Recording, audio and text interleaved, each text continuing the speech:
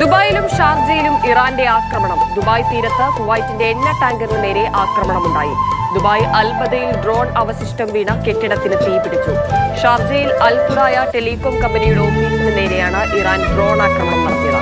തീർച്ചയായും വലിയ ആശങ്കയുണ്ടാക്കുന്നതാണ് ഇപ്പോഴത്തെ ആക്രമണം എന്ന് പറയുന്നത്. ദുബായിലും ഷാർജയിലുമാണ്. ദുബായിലെ ആക്രമണം ആശങ്കപ്പെടുത്താനുള്ള കാരണം പടുകൂറ്റ ലോകത്തിലെ തന്നെ ഏറ്റവും വലിയ എണ്ണ ടാങ്കറുകളിൽ എണ്ണ കപ്പലുകളിലൊന്നിലാണ് തീപിടിച്ചിട്ടുള്ളത്. ഈ ആക്രമണത്തിൽ ഇറാൻ ശക്തമായിട്ടുള്ള ആക്രമണം കുവൈറ്റ് തീരത്ത് ദുബായ് തീരത്ത് നങ്കൂരമിട്ടിരുന്ന കുവൈറ്റിന്റെ എണ്ണക്കപ്പൽ അൽ സലമി എന്ന് പറയുന്ന എണ്ണക്കപ്പലിന് നേരെയാണ് ആക്രമണം നടത്തുന്നത്. ഈ കപ്പൽ ഏതാണ്ട് ഒരു 332 മീറ്റർ നീളവും 60 മീറ്റർ വീതിയുമുണ്ട്. ഏതാണ്ട് 3,19,000-ത്തിലധികം ടൺ എണ്ണ സംഭരിക്കാൻ ശേഷിയുള്ളതാണ് ഈ ടാങ്കർ. അതിനാണ് തീ പിടിച്ചിരിക്കുന്നത്. ആക്രമണ സമയത്ത് 24 ജീവനക്കാർ ടാങ്കറിൽ ഉണ്ടായിരുന്നു.